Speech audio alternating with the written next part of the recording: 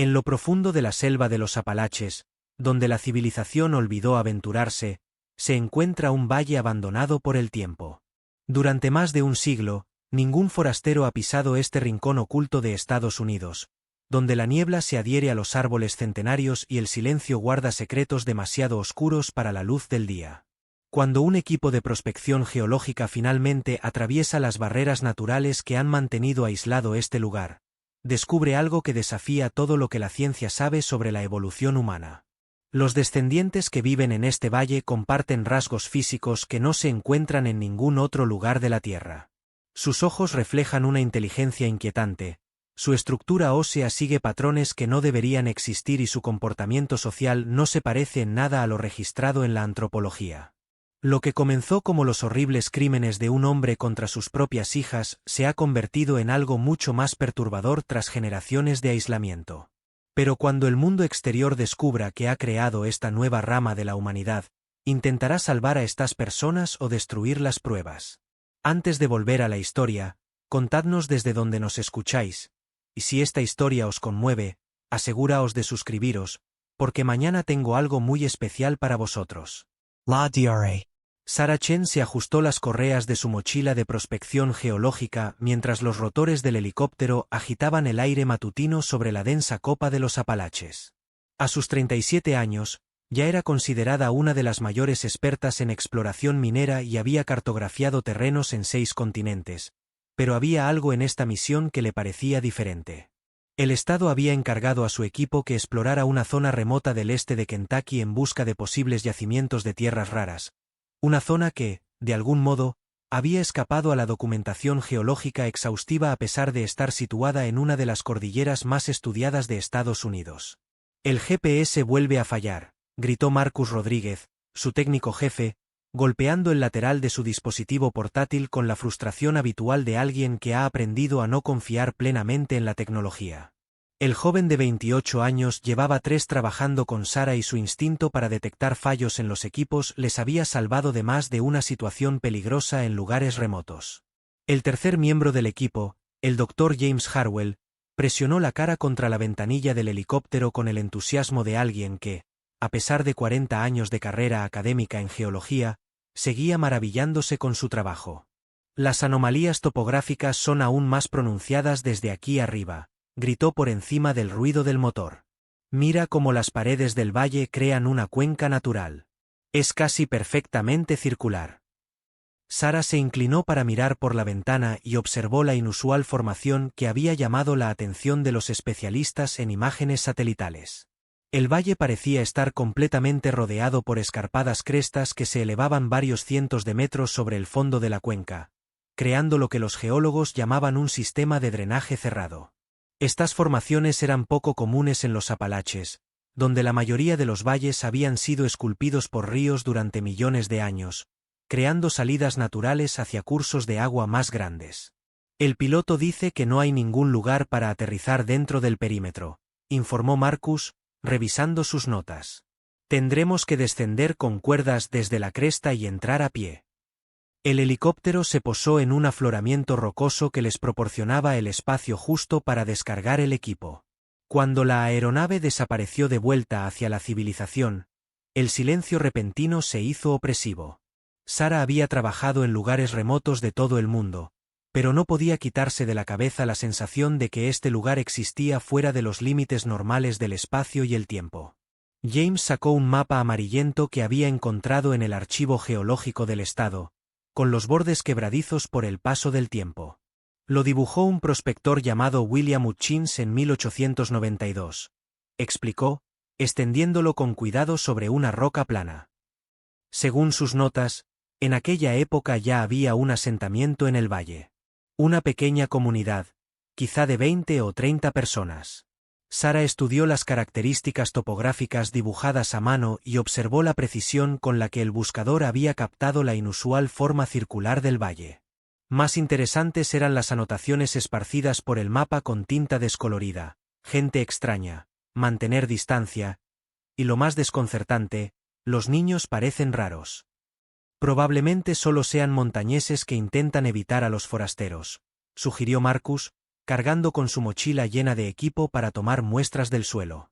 En aquella época, muchas comunidades no confiaban en los extraños. Pero James señaló otra anotación cerca de la entrada del valle, paso cerrado, 1889.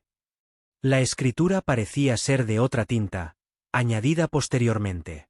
Alguien bloqueó deliberadamente la única entrada natural 3 años antes de que se dibujara este mapa.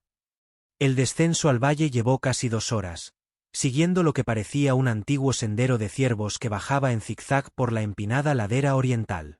El bosque se hacía más denso a medida que descendían, con árboles que parecían más viejos y más grandes que los de las crestas superiores. El musgo español colgaba de las ramas como cortinas raídas, y el aire transportaba una extraña quietud que hacía que sus pasos sonaran anormalmente fuertes. A mitad de la pendiente, Sara vio la primera estructura hecha por el hombre. Un muro de piedra tosca que había sido construido a través de lo que en otro tiempo pudo haber sido un camino natural. La construcción era primitiva pero eficaz, utilizando piedras encajadas para crear una barrera que habría sido difícil de escalar o sortear. El musgo y los árboles pequeños habían crecido sobre ella, lo que sugería que llevaba allí muchas décadas. Esto confirma la anotación del mapa, observó James, fotografiando la barrera desde múltiples ángulos. Alguien realmente selló el valle. Al llegar al fondo del valle, la sensación de aislamiento se hizo abrumadora. Las paredes circulares creaban un fenómeno acústico que parecía absorber el sonido, haciendo que sus voces sonaran apagadas y distantes. Más inquietante aún era la ausencia total de sonidos de animales. No se oían cantos de pájaros, ni zumbidos de insectos, ni el susurro de pequeños animales en la maleza. Marcus comprobó las lecturas de su equipo y frunció el ceño al ver las pantallas. El campo electromagnético está por las nubes aquí abajo, informó. Podrían ser depósitos minerales naturales, pero nunca he visto lecturas como estas.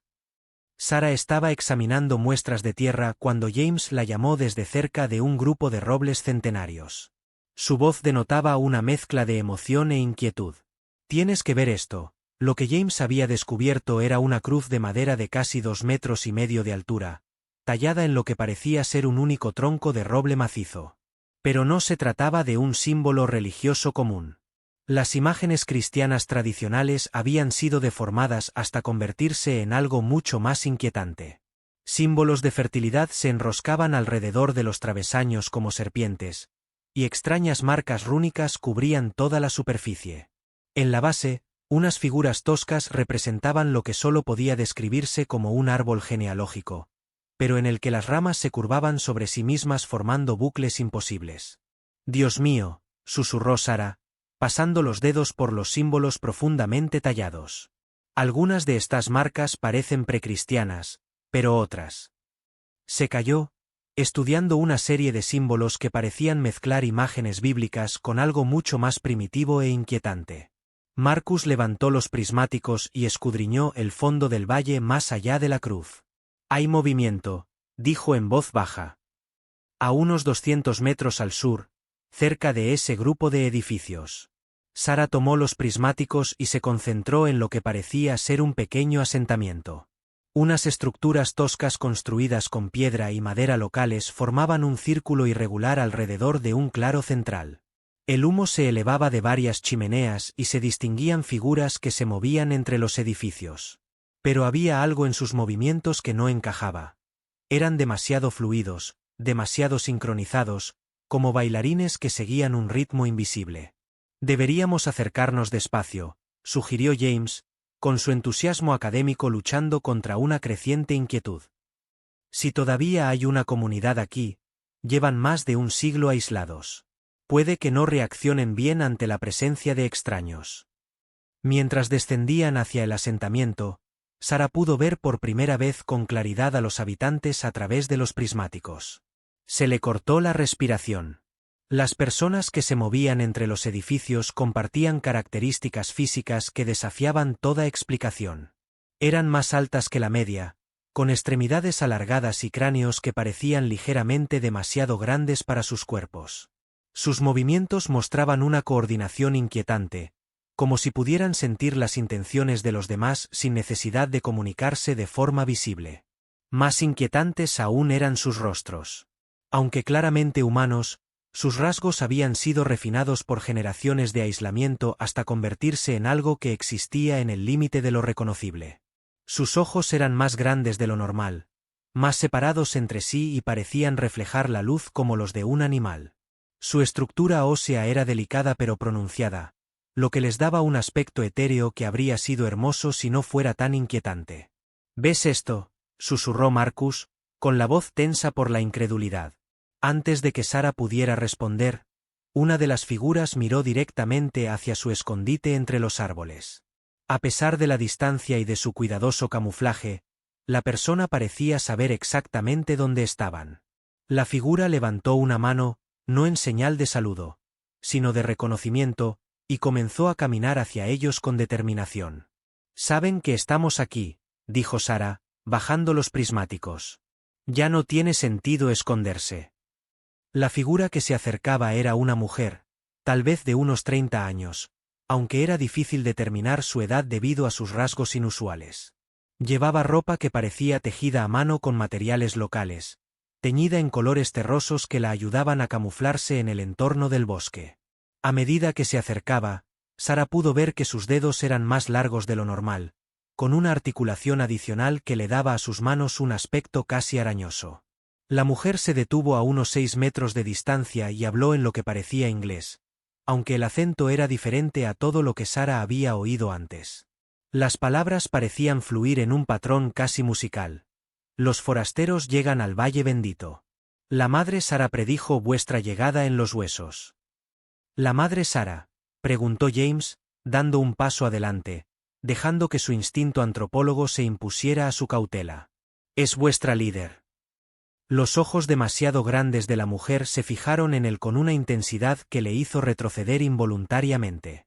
«Madre Sara duerme ahora con el primer padre». Pero su vista llegaba más allá del velo. Dijo que 3 vendrían cuando se acercara el momento de la elección. Sara sintió un escalofrío que no tenía nada que ver con la niebla perpetua del valle. «Somos científicos», dijo con cautela. «Estamos aquí para estudiar la geología de esta zona. No queremos molestar a vuestra comunidad». La mujer emitió un sonido que podría haber sido una risa, pero tenía armónicos que parecían resonar en frecuencias que las voces humanas no deberían producir. «¿Molestar? Forastero que busca piedras. Ya lo has molestado todo con solo cruzar el umbral. La sangre del primer padre llama a través de todas las distancias». Más figuras emergieron del asentamiento, moviéndose con la misma coordinación inquietante. Sara contó al menos 15 personas, desde niños hasta adultos, todos con rasgos físicos similares. Los niños le llamaron especialmente la atención. Sus proporciones parecían más extremas que las de los adultos, como si cada generación se alejara más de la apariencia humana básica. «La cruz tallada», dijo Marcus de repente, con voz llena de comprensión. «No es solo un marcador. Es un árbol genealógico». La mujer asintió con aprobación. «El forastero que trabaja con metal ve con claridad. Todos los caminos conducen al primer padre. Toda la sangre proviene de su don sagrado». Señaló el asentamiento con una de sus manos alargadas. «Ven. El consejo de los descendientes decidirá qué será de vosotros». La mujer los condujo a lo que parecía ser el edificio central del asentamiento, una estructura más grande que las demás y construida con más cuidado.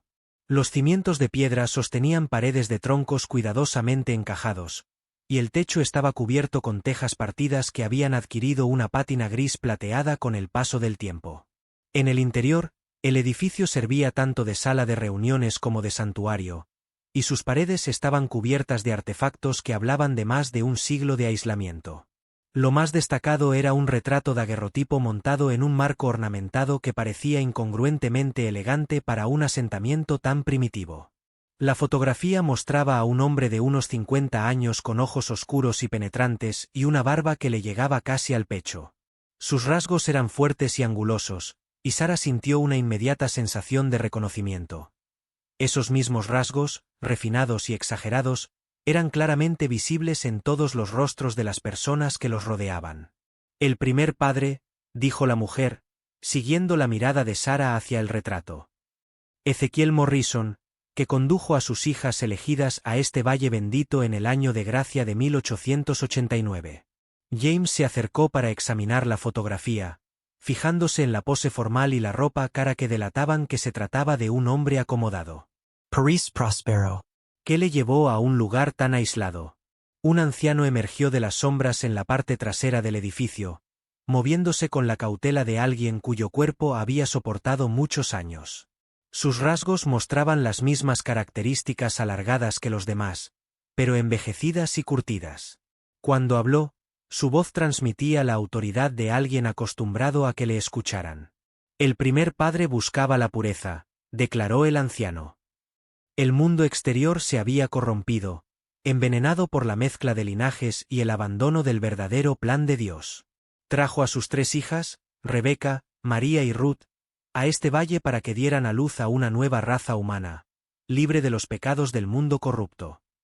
Sara sintió que se le revolvió el estómago al comprender las implicaciones. Sus hijas, repitió lentamente.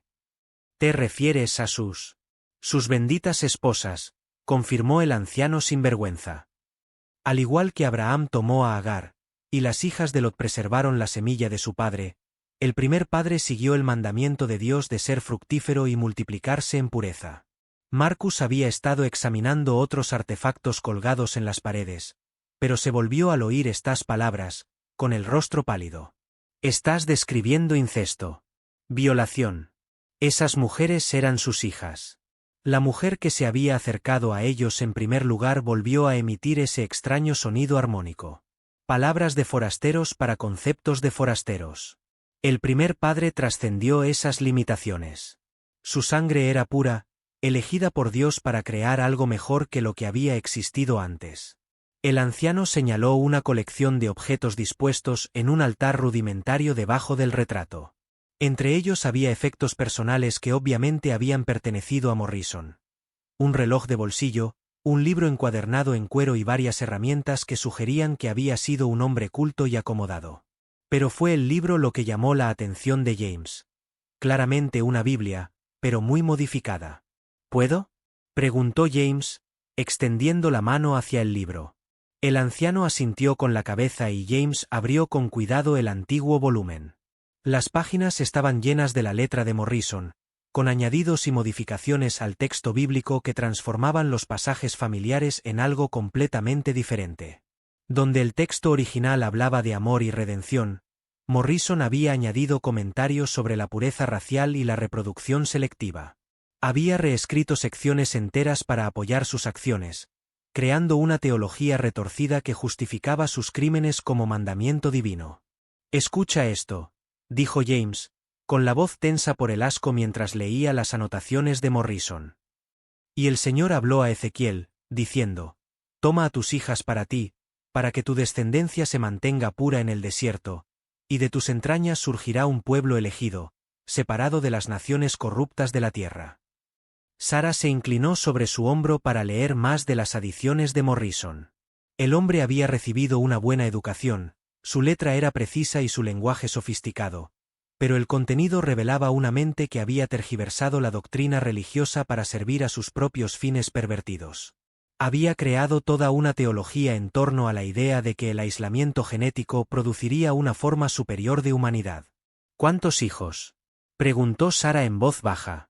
El primer padre bendijo a sus hijas con 7 hijos y 4 hijas, respondió la mujer. Y esos hijos se bendijeron mutuamente con hijos propios, tal y como Dios había ordenado.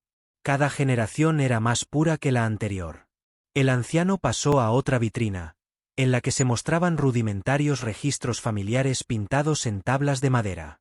La genealogía era compleja, con líneas que conectaban nombres en patrones difíciles de seguir. Niños nacidos de padres que también eran sus abuelos, madres que eran al mismo tiempo hermanas y tías de sus propios hijos.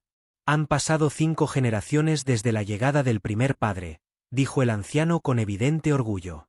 Somos su legado, su regalo al futuro. Pronto llegará el momento de elegir, y la sangre pura reclamará el lugar que le corresponde en el mundo. La Biblia encuadernada en cuero pesaba en las manos de James mientras seguía leyendo las anotaciones manuscritas de Morrison. Los márgenes estaban llenos de notas detalladas sobre linajes, calendarios de reproducción y lo que Morrison llamaba las matemáticas sagradas de la pureza genética. Pero fueron las anotaciones personales intercaladas con el texto religioso las que revelaron el verdadero horror de lo que había sucedido en los primeros años del valle. Rebecca, mi hija mayor, lleva la primera semilla del nuevo pacto, había escrito Morrison con letra cuidadosa junto a un pasaje del Génesis. Ella se resiste al plan divino, pero su cuerpo conoce su propósito. El Señor ha bendecido su vientre con la vida, aunque su mente sigue nublada por las preocupaciones mundanas sobre el pecado y la decencia. Sara se sintió atraída por una sección en la que Morrison había reescrito por completo la historia de Lot y sus hijas, transformándola de un relato de supervivencia desesperada en un plan para sus propias acciones. Sus anotaciones al margen revelaban a un hombre que se había convencido a sí mismo de que estaba siguiendo un mandato divino en lugar de satisfacer sus propios deseos retorcidos. La mujer que los había guiado hasta el edificio se dirigió a otra parte del santuario, donde colgaban 3 retratos más pequeños en posiciones de honor debajo de la imagen más grande de Morrison. Los daguerrotipos mostraban a mujeres jóvenes de unos 20 años, cuyos rostros tenían un claro parecido familiar con su padre, pero también mostraban una tristeza inconfundible que la fotografía formal de la época no podía ocultar por completo. Rebecca, Mary y Ruth, dijo la mujer, con voz reverente. Las madres sagradas que entregaron sus cuerpos para preservar la pureza de la estirpe. Su sacrificio hizo posible todo lo que vino después. Marcus estudió los retratos con creciente horror. ¿Qué edad tenían cuando Morrison las trajo aquí? Rebecca había cumplido 19 años, Mary 17 y Ruth 15, respondió el anciano. La edad perfecta para tener hijos, según lo que el primer padre había aprendido de sus estudios sobre las costumbres antiguas. James pasó más páginas de la Biblia modificada y encontró entradas que detallaban el enfoque sistemático de Morrison para cometer sus crímenes. Había estudiado literatura sobre eugenesia, se había correspondido con otras personas que compartían sus creencias sobre la pureza racial y había planeado el asentamiento del valle con la precisión metódica de un científico que lleva a cabo un experimento. El primer hijo nació en la primavera de 1890, había escrito Morrison. Rebecca dio a luz a un niño, al que llamé Abel, porque sería el primogénito de la nueva raza. El niño muestra signos de sangre superior. Su cabeza es más grande de lo normal, sus ojos están más separados y sus extremidades son más largas y elegantes que las de los niños comunes. Sara se sintió mal al darse cuenta de que estaban leyendo sobre la creación deliberada de las anomalías genéticas que habían observado en la población actual. Morrison no se había horrorizado por los resultados de la endogamia, sino que los había acogido como signos de superioridad genética. La mujer se acercó a una vitrina que contenía lo que parecían ser ropas de niños de finales del siglo XIX. Diminutas prendas cosidas con tela tosca tejida a mano. Las madres sagradas dieron 11 hijos al primer padre, explicó. 7 hijos y 4 hijas, cada uno un paso más cerca de la perfección. ¿Qué pasó con las madres?, preguntó Sara, aunque temía la respuesta. Rebecca murió al dar a luz a su cuarto hijo, respondió la mujer con naturalidad. El primer padre dijo que había cumplido su propósito sagrado y que había sido llamada a casa para preparar un lugar para la sangre pura en el cielo. María vivió para dar a luz a 5 hijos antes de que la fiebre se la llevara. Ruth tuvo la suerte de ver 27 veranos antes de reunirse con sus hermanas en el paraíso. James encontró las anotaciones de Morrison sobre la muerte de sus hijas y observó la total ausencia de dolor o remordimiento en sus palabras. En cambio, Morrison escribió sobre el momento divino de su fallecimiento y cómo sus muertes liberaban a sus hijos para formar uniones entre ellos sin las complicaciones del apego maternal. La segunda generación comienza el verdadero trabajo, había escrito Morrison. Una vez eliminada la influencia corruptora de la sangre ajena, mis hijos se unirán entre sí para crear una descendencia de aún mayor pureza. Ya puedo ver signos de la nueva humanidad que está surgiendo. Sentidos mejorados, inteligencia superior, cuerpos adaptados a un propósito más elevado. El anciano señaló otra sección de los registros genealógicos.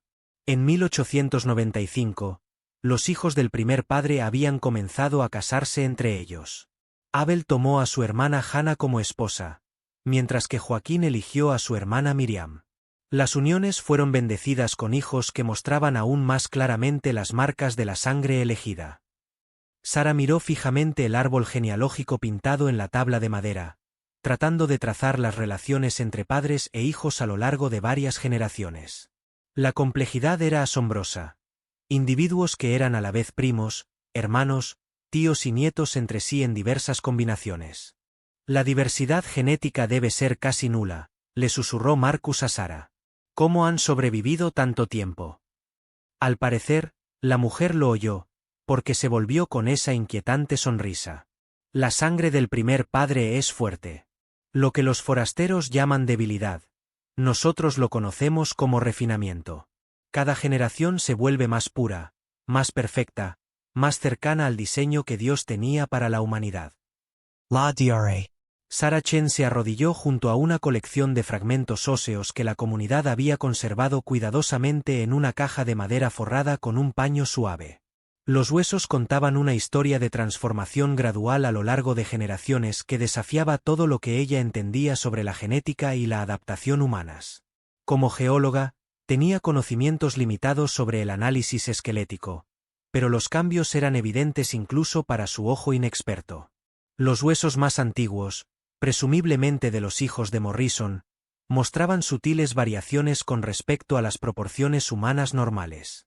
La capacidad del cráneo era ligeramente mayor, los huesos largos eran más alargados y la formación de las articulaciones sugería una mayor flexibilidad de lo habitual. Pero a medida que examinaba los fragmentos de generaciones sucesivas, los cambios se hacían más pronunciados con cada capa. No pueden ser variaciones naturales, murmuró Marcus, fotografiando cada espécimen con su cámara digital. El ritmo de cambio es imposible bajo una presión evolutiva normal. La mujer que los había guiado, que se había presentado como Lie, aunque Sara sospechaba que las convenciones para nombrar a las personas aquí seguían patrones muy diferentes a los del mundo exterior, observaba su examen con paciente interés. El primer padre comprendió que el aislamiento engendra la perfección, dijo. Cada generación elimina más corrupción y revela más del diseño divino.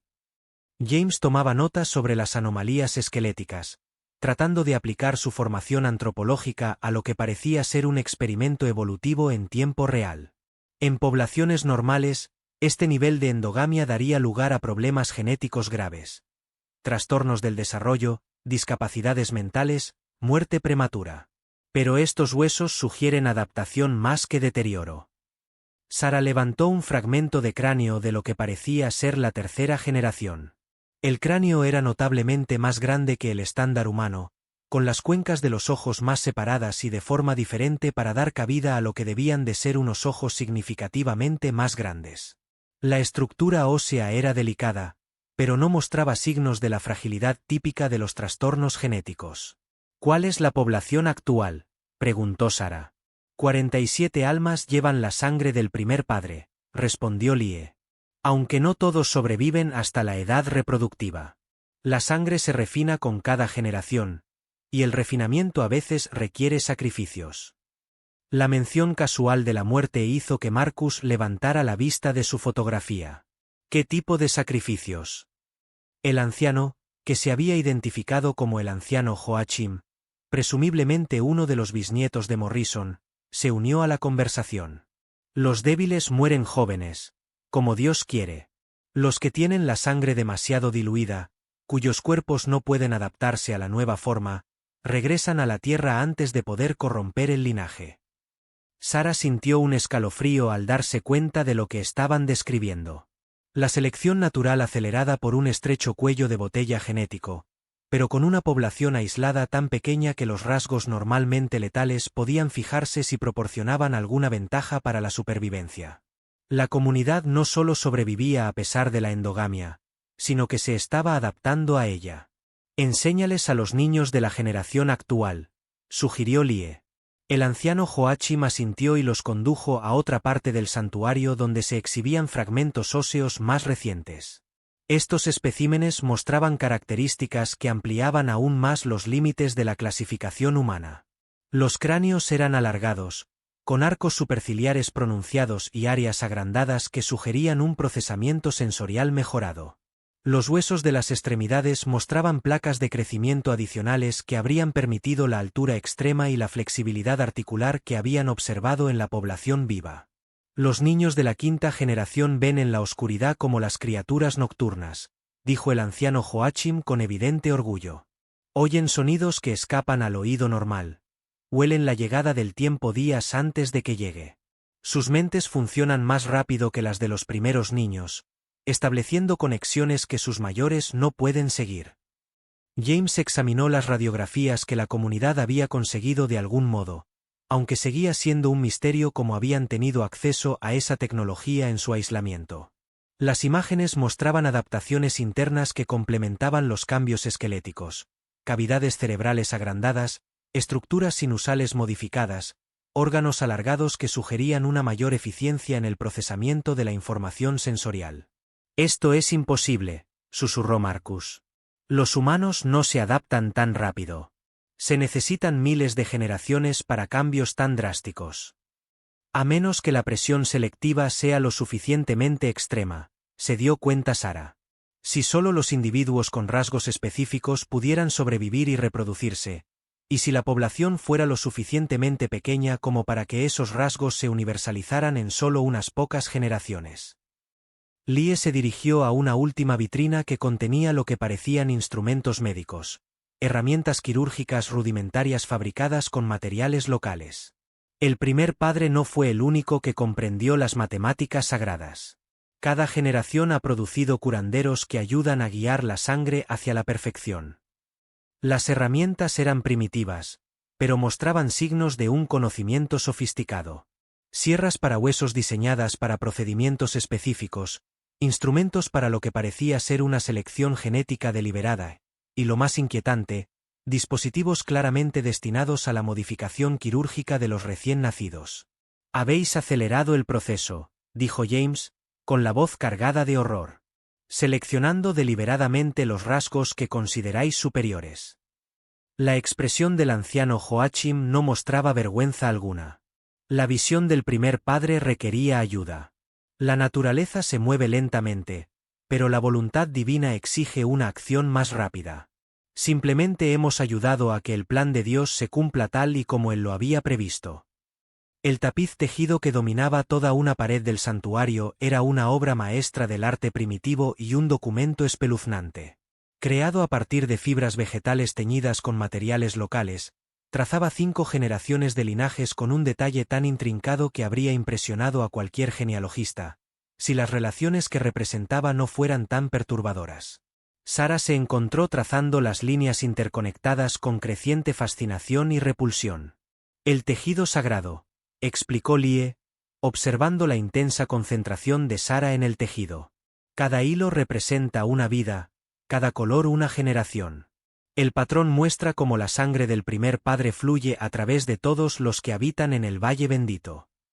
La complejidad del tapiz era asombrosa. Lo que a primera vista parecían patrones geométricos decorativos, se revelaron como un sofisticado sistema para rastrear las relaciones genéticas. Los nombres estaban tejidos en la tela con una escritura que combinaba letras inglesas con símbolos que Sara no reconocía. Las líneas de conexión formaban elaboradas espirales y bucles que resultaban difíciles de seguir y mostraban cómo los individuos desempeñaban múltiples funciones dentro de la estructura familiar. Marcus estaba estudiando una sección que representaba a la generación actual cuando un joven se acercó a ustedes. Se movía con la gracia fluida que habían observado en todos los habitantes del valle, pero sus rasgos mostraban las variaciones más extremas hasta el momento. Su cráneo era alargado hasta un grado casi alienígena, sus ojos eran enormes y parecían capturar y reflejar la luz disponible, y sus extremidades eran tan alargadas que parecía medir casi 2 metros, a pesar de parecer tener 20 y pocos años. «Soy Maike», dijo con una voz que tenía los mismos matices armónicos, pero más pronunciados que en los habitantes más ancianos. «El consejo me ha nombrado portavoz de esta generación». Sara notó que su forma de hablar era diferente a la de Lie y el anciano Joachim. Mientras ellos hablaban en un inglés arcaico y formal que recordaba al lenguaje bíblico, el lenguaje de Maike era más moderno, lo que sugería una exposición a influencias externas de la que carecían las generaciones anteriores. «Has tenido contacto con el mundo exterior», observó James. Los ojos demasiado grandes de Maike se fijaron en él con una intensidad profundamente inquietante. «La sangre llama a la sangre a través de todas las distancias», dijo. «Algunos de nosotros hemos cruzado las fronteras del valle, aunque siempre regresamos al origen». Las implicaciones de esta afirmación impactaron inmediatamente a Sara. Si algunos miembros de la comunidad habían abandonado el valle, y posiblemente se habían reproducido con personas ajenas a él, el aislamiento genético no era tan completo como habían supuesto. Más inquietante aún era la posibilidad de que el experimento genético de Morrison ya hubiera comenzado a extenderse más allá de las fronteras del valle. «¿Cuántos se han ido?», preguntó Marcus. «7 de la generación actual han recorrido los caminos exteriores», respondió Maike. 3 regresaron con sangre nueva que fortaleció el linaje. 4 decidieron quedarse en el mundo corrupto, aunque sus hijos acabarán escuchando la llamada y volverán con su verdadera familia. Lie se desplazó a otra sección del tapiz y señaló los hilos que se extendían más allá de los bordes del patrón principal. «El tejido muestra toda la sangre, tanto la que está dentro como fuera del valle. El patrón sagrado no puede romperse por la distancia ni el tiempo». Sara estudió estos patrones de extensión y se dio cuenta de que representaban el seguimiento que la comunidad hacía de los descendientes que vivían en el mundo exterior. Si era cierto, el legado genético de Morrison se había extendido mucho más allá del valle aislado, lo que podía afectar a docenas de personas que no tenían ni idea de su verdadero origen. «Se acerca el momento de elegir», continuó Maike, con voz profética. La visión del primer padre hablaba de un día en que la sangre pura reclamaría el lugar que le correspondía en el mundo. «Nos hemos hecho fuertes en el aislamiento, pero el aislamiento nunca fue el objetivo final». El anciano Joachim se unió a la conversación con expresión grave. «Las profecías hablan de forasteros que vendrían cuando llegara el momento.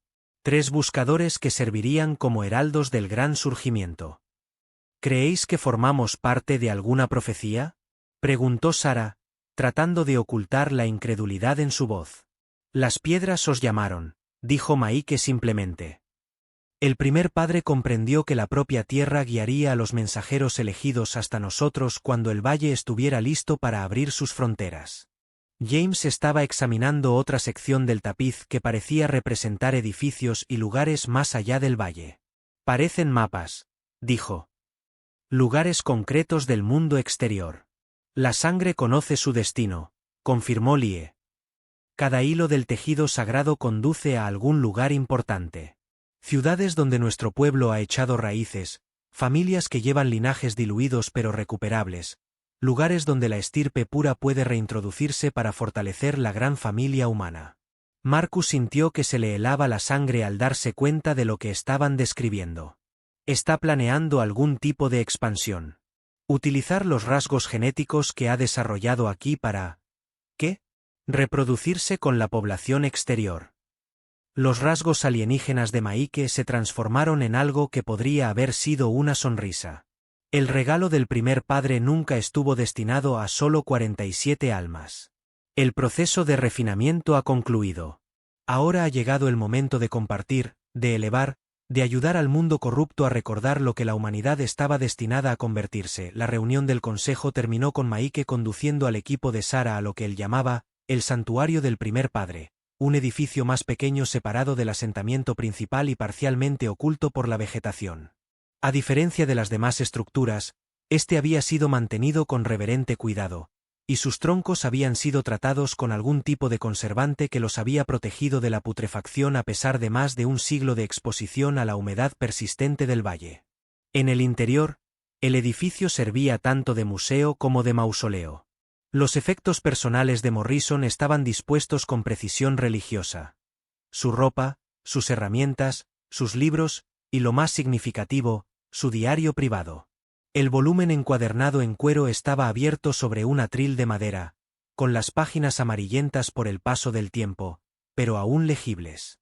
Sara se acercó con la misma precaución que habría tenido con material radiactivo.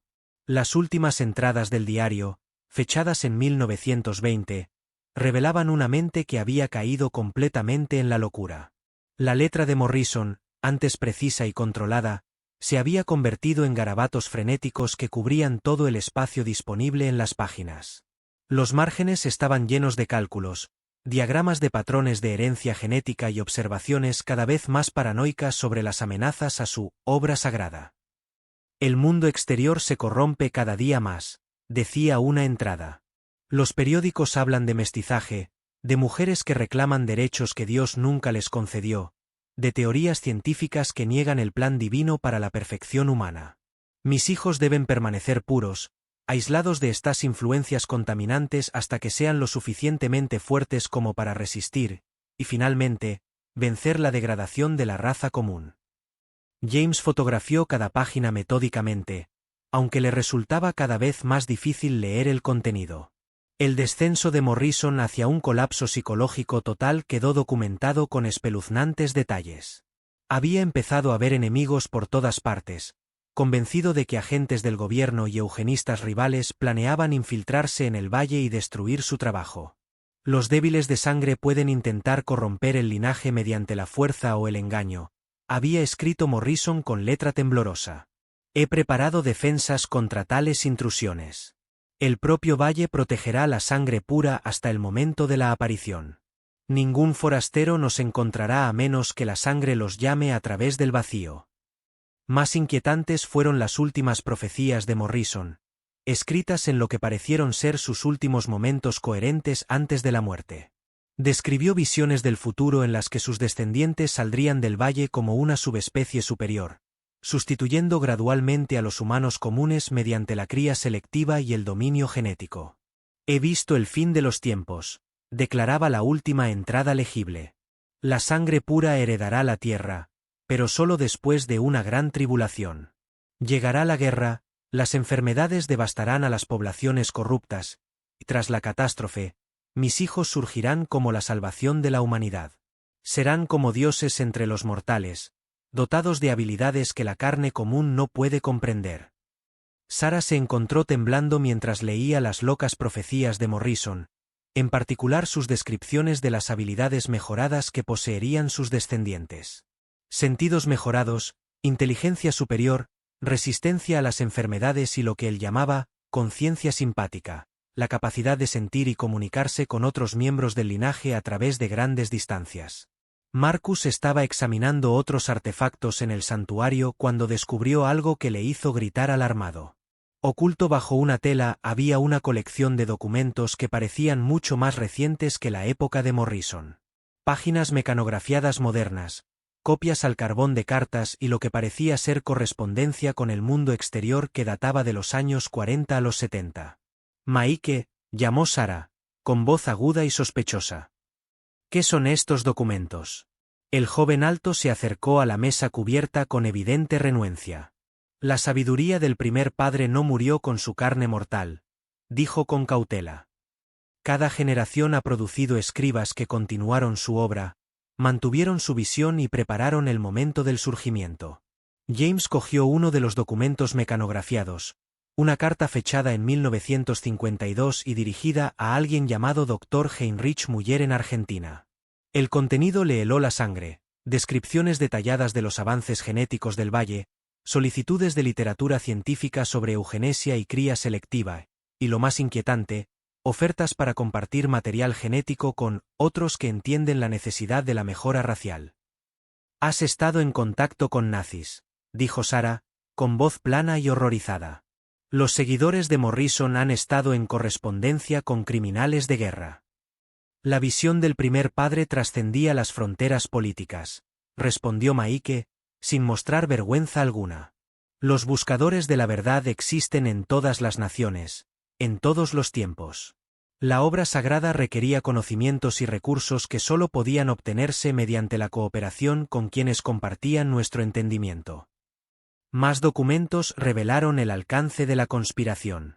Cartas de científicos de varios países, envíos de equipo y suministros médicos, y lo más escalofriante, registros de material genético enviado y recibido de otras comunidades aisladas que realizaban experimentos similares.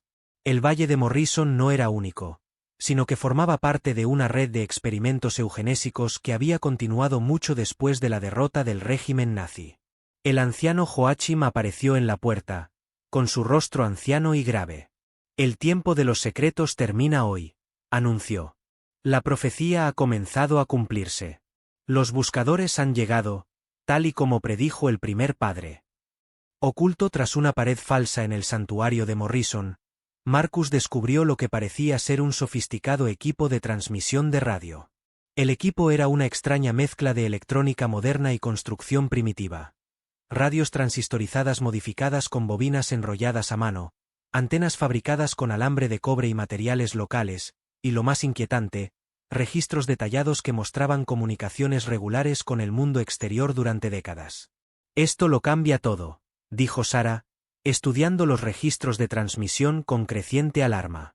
Las entradas mostraban contacto con lugares de todo Estados Unidos y varios países extranjeros, utilizando un complejo sistema de códigos para discutir lo que los registros eufemísticamente llamaban investigación sobre reproducción, protocolos de preservación genética.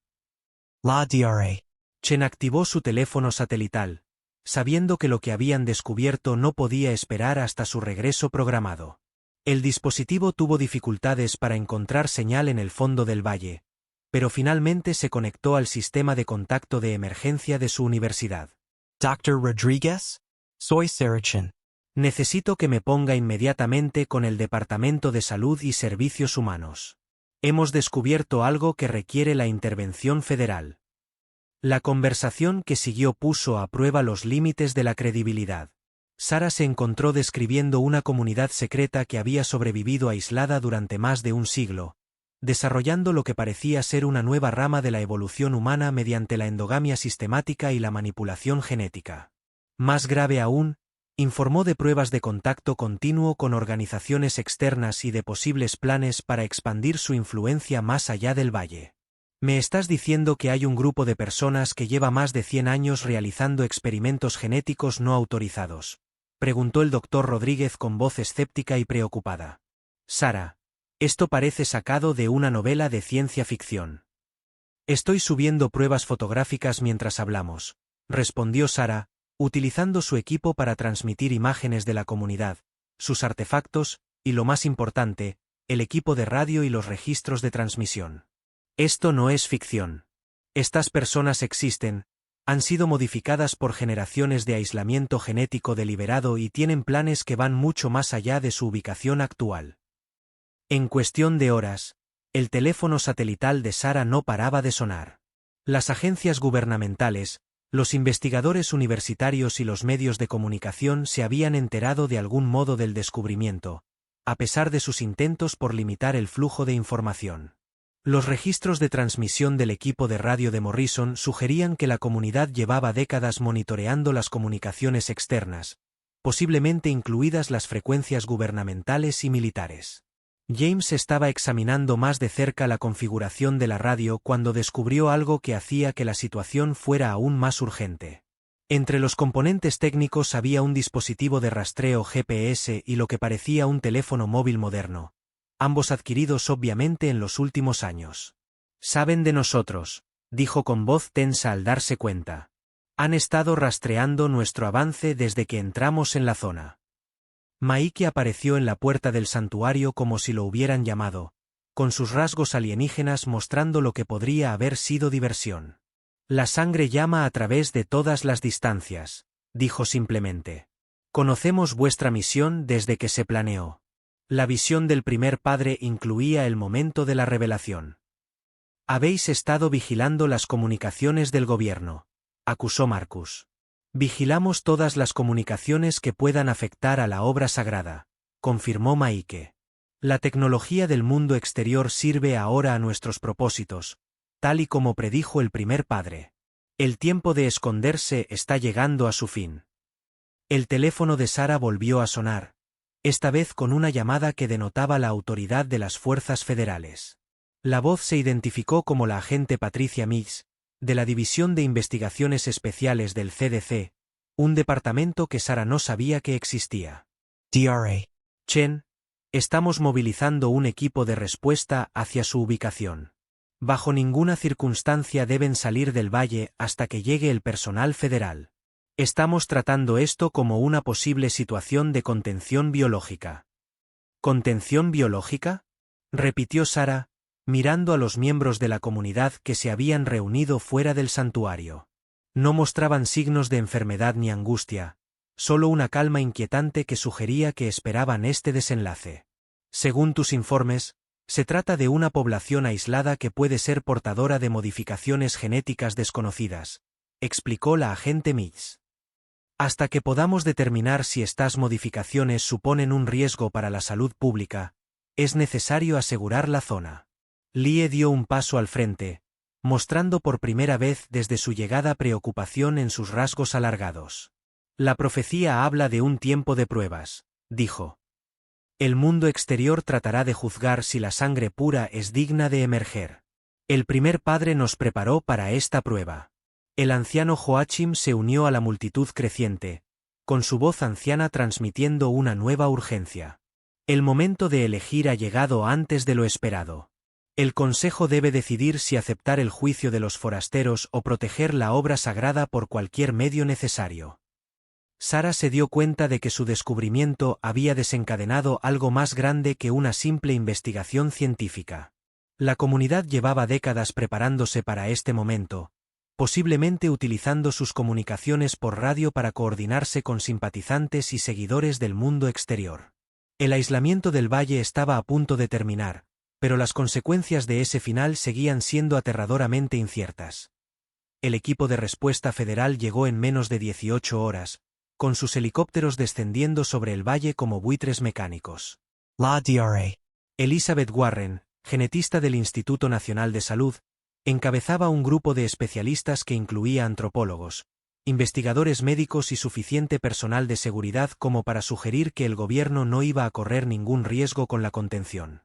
Entre el equipo que traían había una colección de instrumentos médicos que inmediatamente llamó la atención de los habitantes del valle. Pero fue un conjunto concreto de instrumentos quirúrgicos que databan de la década de 1940, encontrados en un almacén del gobierno y traídos para compararlos, lo que provocó la reacción más dramática de la comunidad.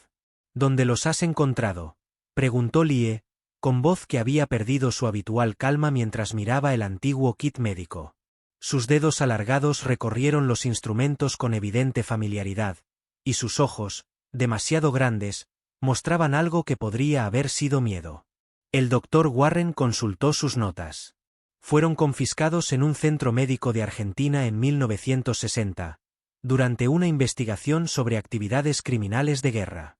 La documentación sugiere que se utilizaron en experimentos genéticos no autorizados. El anciano Joachim se abrió paso entre la multitud de investigadores, mostrando por primera vez desde la llegada del equipo una cierta agitación en sus rasgos ancianos. Esas herramientas pertenecían al doctor Germán Steiner, dijo con voz que denotaba una mezcla de reverencia y preocupación. Era un amigo de la obra sagrada, un buscador de la verdad que comprendía la visión del primer padre. La revelación conmocionó al equipo de investigación. La DRA. Warren comenzó inmediatamente a fotografiar los instrumentos, mientras que la doctora Sarah Chen se dio cuenta de que el aislamiento del valle había sido mucho menos completo de lo que nadie había imaginado. La comunidad no solo había estado en contacto con el mundo exterior, sino que había colaborado activamente con algunas de las figuras más notorias de la historia. El Dr. Steiner visitó el valle 3 veces entre 1950 y 1965, explicó Maike, aparentemente decidido a que el secreto ya no era útil. Trajo conocimientos sobre técnicas genéticas avanzadas, equipo médico y, lo más importante, material genético de otros centros de investigación. James sintió que se le revolvió el estómago al comprender las implicaciones. ¿Otros centros de investigación? ¿Quieres decir que había más lugares como este? La visión del primer padre inspiró a muchos buscadores, confirmó el anciano Joachim. Comunidades en Argentina, Paraguay, zonas aisladas de Europa del Este. Todas trabajaban con el mismo objetivo de mejorar la raza humana mediante la reproducción selectiva y el refinamiento genético. El equipo del Dr. Warren comenzó a realizar exámenes médicos detallados a los habitantes del valle, utilizando equipos portátiles para analizar muestras de sangre, tomar medidas detalladas y documentar el alcance de sus modificaciones genéticas. Los resultados no se parecían a nada conocido en la literatura médica. Los miembros de la comunidad mostraban marcadores genéticos que deberían haber indicado una grave depresión endogámica, reducción de la fertilidad, mayor susceptibilidad a las enfermedades y anomalías en el desarrollo. En cambio, los análisis de sangre revelaron una respuesta inmunitaria mejorada, una mayor eficiencia metabólica y estructuras celulares que sugerían resistencia a los procesos de envejecimiento. «Esto es imposible», murmuró la doctora Warren, estudiando los resultados del análisis de ADN en su ordenador portátil. El nivel de uniformidad genética debería haber dado lugar a una población inviable en 2 generaciones. En cambio, estamos viendo pruebas de una evolución dirigida que normalmente tardaría miles de años en lograrse. Marcus estaba examinando los instrumentos quirúrgicos más de cerca cuando se fijó en unas modificaciones que no habían sido evidentes en el examen inicial. Las herramientas habían sido alteradas con componentes adicionales, añadidos toscos pero eficaces que sugerían procedimientos específicos que no se encontraban en ningún libro de texto de medicina. Han sido modificados para la manipulación genética, se dio cuenta. No solo para cirugía, sino para la modificación real del material genético a nivel celular. Maike asintió con aprobación. El Dr. Steiner enseñó a nuestros sanadores técnicas que el mundo exterior aún no había descubierto. Métodos para guiar la expresión genética, para garantizar que se conservaran las mutaciones beneficiosas y se eliminaran las perjudiciales. La DRA. Warren levantó la vista de su análisis con creciente alarma. Estás describiendo técnicas de terapia génica que no se desarrollaron hasta la década de 1990. ¿Cómo podía alguien poseer estos conocimientos en la década de 1950? El trabajo sagrado requería herramientas que la ciencia común aún no había inventado, respondió simplemente el anciano Joachim. El Dr. Steiner y otros como él se adelantaron décadas a su tiempo, trabajando en secreto para perfeccionar técnicas que el mundo corrupto no habría permitido. El equipo de investigación comenzó a comprender que no se trataba solo de una comunidad aislada que había desarrollado accidentalmente rasgos inusuales.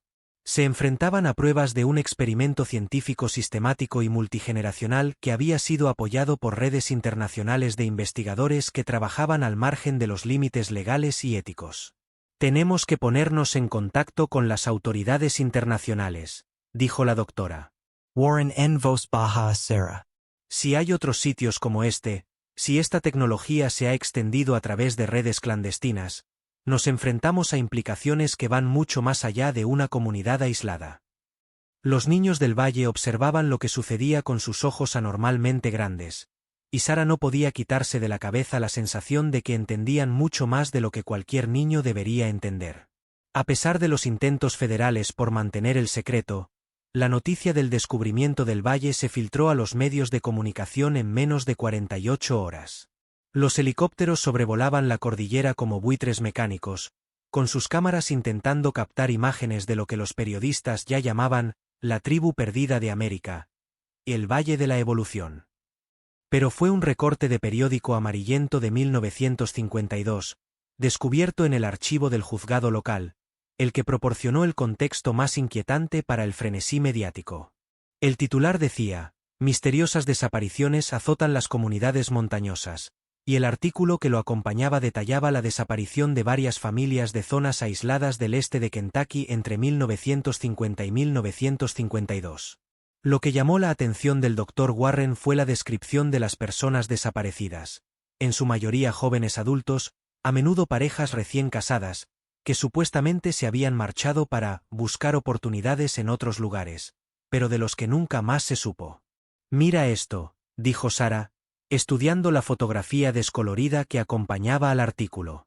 Mostraba a un grupo de funcionarios locales de pie junto a lo que parecían ser granjas abandonadas.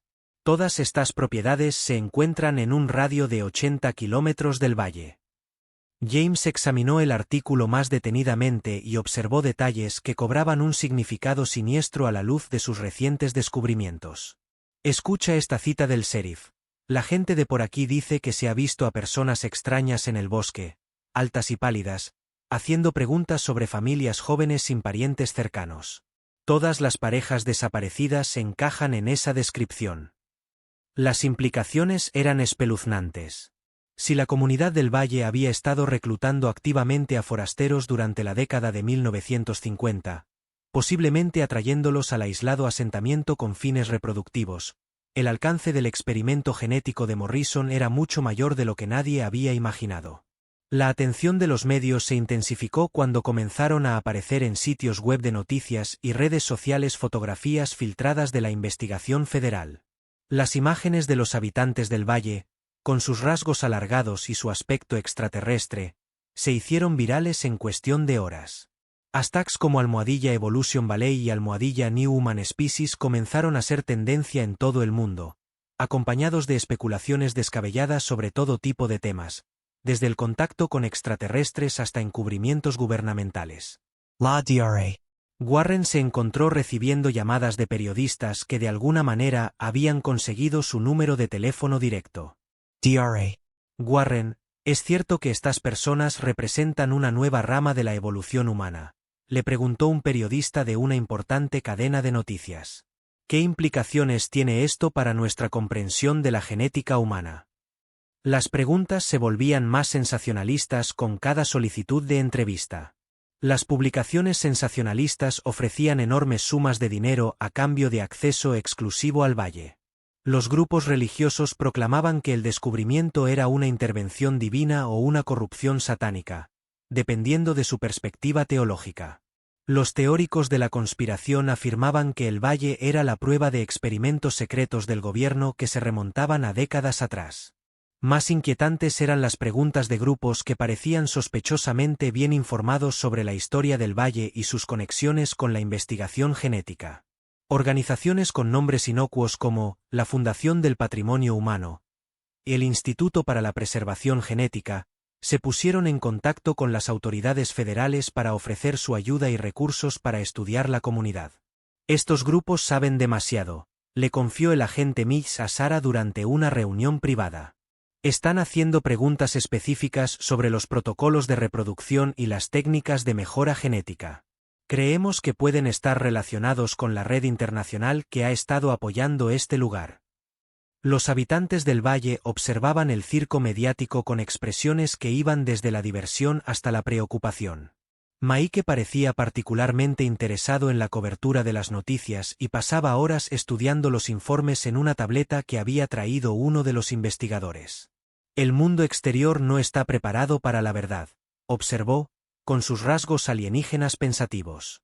Nos ven como curiosidades, como monstruos que hay que estudiar y exhibir. No entienden que representamos su futuro. El anciano Joachim se mostraba menos optimista ante tanta atención. El primer padre advirtió que el momento de la revelación traería consigo tanto oportunidades como peligros, dijo durante una reunión comunitaria a la que se permitió asistir a los investigadores. Aquellos que busquen explotar la obra sagrada vendrán disfrazados de amigos y aliados. El recorte de periódico había desencadenado investigaciones adicionales sobre casos de personas desaparecidas que se remontaban a la década de 1940. Los investigadores del FBI encargados de casos sin resolver estaban revisando archivos de varios estados, en busca de patrones que pudieran relacionarse con las actividades de reclutamiento del valle. Las conclusiones preliminares sugerían que decenas de personas podrían haber desaparecido en circunstancias similares a las descritas en el artículo de 1952. Ya no se trata solo de una comunidad aislada, dijo la doctora Warren a su equipo durante la reunión informativa de la tarde. Si este periódico es preciso, estamos ante pruebas de secuestros sistemáticos y reproducción forzada que podrían haber continuado durante décadas. La atención de los medios de comunicación tuvo otra consecuencia inesperada. Hizo aparecer testigos. Residentes ancianos de las comunidades vecinas comenzaron a llamar a las fuerzas del orden con historias sobre encuentros extraños en el bosque, familiares desaparecidos que supuestamente se habían mudado, y avistamientos inexplicables de personas inusuales en zonas remotas. Lo más inquietante fueron los informes de personas que afirmaban ser descendientes de residentes del valle, Personas que vivían una vida normal en ciudades de todo Estados Unidos y que de repente se dieron cuenta de que sus historias familiares contenían lagunas e incoherencias que cobraban un nuevo significado a la luz del descubrimiento. La colección de dibujos infantiles descubierta en el edificio de la escuela de la comunidad contaba una historia que las palabras de los adultos no podían. Transmitter. Creados con materiales tan sencillos como carbón y tintes vegetales sobre papel rugoso, las obras de arte revelaban cómo la generación más joven de habitantes del valle entendía su mundo, sus relaciones y su lugar en lo que les habían enseñado que era un plan divino. La DRA. Sarachen extendió los dibujos sobre una mesa improvisada y los estudió con la misma intensidad que solía reservar para los especímenes geológicos. Las imágenes eran sofisticadas a pesar de los materiales primitivos, y mostraban una comprensión de las complejas relaciones que parecía muy superior a la edad aparente de los niños. Un dibujo, creado por una niña que parecía tener unos 8 años, representaba la estructura familiar del valle con precisión matemática. En lugar de las tradicionales figuras de palitos que dibujarían la mayoría de los niños, había creado una intrincada red de conexiones que representaba con precisión las relaciones multigeneracionales dentro de la comunidad. Cada figura estaba etiquetada con nombres y símbolos que indicaban sus múltiples roles como madres, hijas, hermanas y primas de otros miembros de la familia.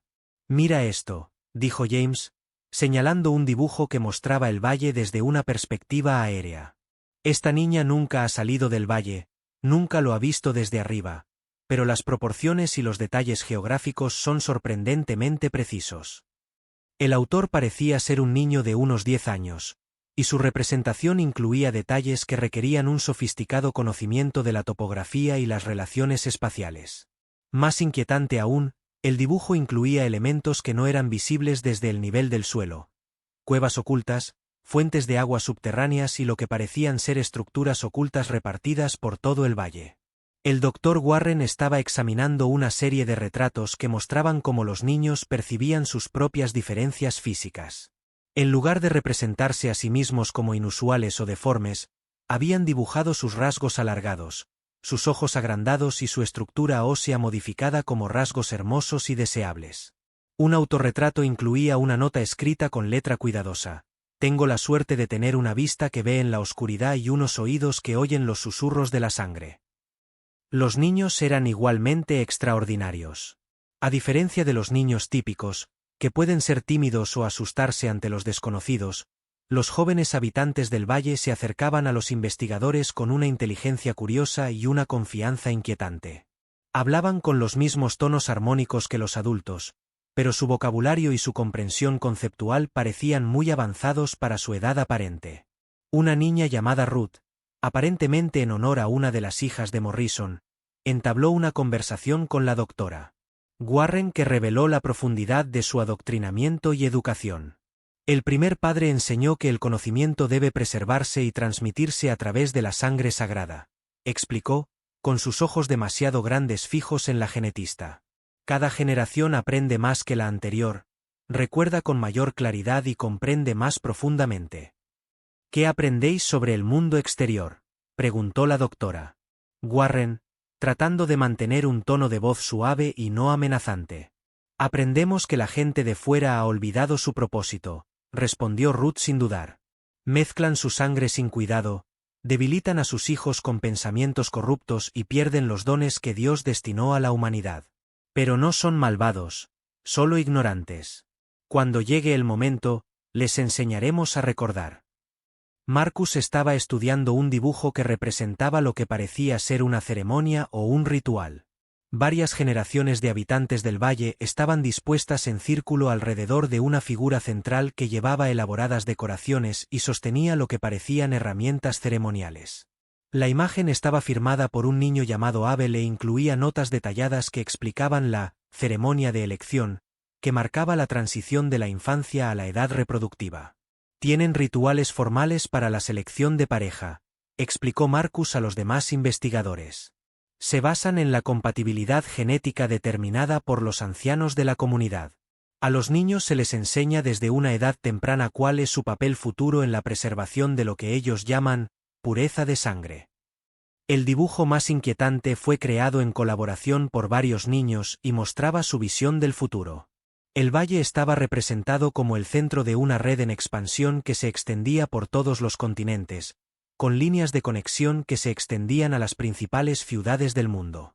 Las figuras con los rasgos característicos del valle aparecían en posiciones de autoridad e influencia, mientras que los humanos normales desempeñaban funciones subordinadas. Es una fantasía de conquista, se dio cuenta James, con la voz tensa por la preocupación. Les han enseñado a verse a sí mismos como una especie superior destinada a sustituir o dominar a la humanidad común. Uno de los niños mayores, un chico que parecía estar en los primeros años de la adolescencia pero que hablaba con el vocabulario de un estudiante universitario, escuchó su conversación. No es conquista, corrigió educadamente. Es salvación. El mundo exterior está muriendo por la corrupción genética y la contaminación espiritual. Nosotros somos la cura que Dios ha preparado. Las obras de arte y las conversaciones de los niños revelaban que el adoctrinamiento de la comunidad era completo y sistemático. Estos jóvenes habían sido criados desde su nacimiento para creer que eran genética y espiritualmente superiores al resto de la humanidad, destinados a salir finalmente de su aislamiento y guiar al mundo hacia lo que ellos consideraban la perfección evolutiva. Las cadenas de hierro forjadas a mano descubiertas en un sótano oculto bajo la cabaña original de Morrison contaban una historia de encarcelamiento que contradecía el relato de la comunidad sobre la participación voluntaria en su experimento genético.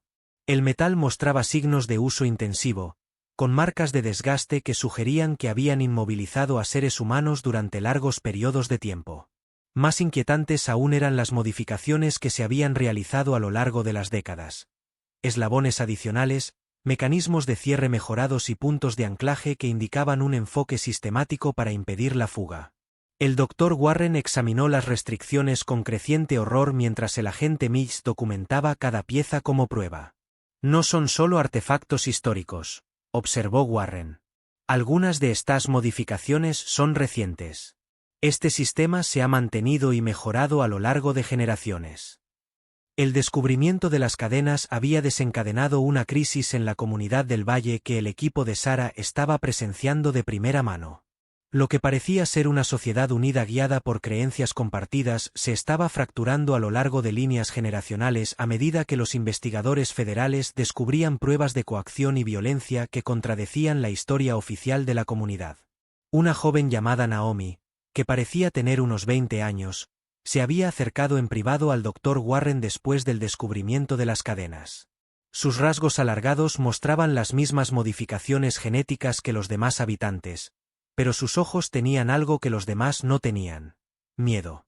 No todos se quedaron por voluntad propia, susurró Naomi, mirando nerviosamente a su alrededor. Mi abuela intentó marcharse cuando tenía 16 años. La trajeron de vuelta y la mantuvieron encadenada en el sótano durante 2 años hasta que aceptó su papel como pareja reproductora. La revelación destrozó la fachada que la comunidad había mantenido con tanto cuidado. El anciano Joachim y la generación más mayor insistían en que las cadenas solo se habían utilizado para proteger a las personas confundidas y evitar que se hicieran daño durante los periodos de crisis espiritual. Pero los miembros más jóvenes, como Naomi, comenzaron a compartir historias que pintaban un panorama muy diferente de la vida en el valle.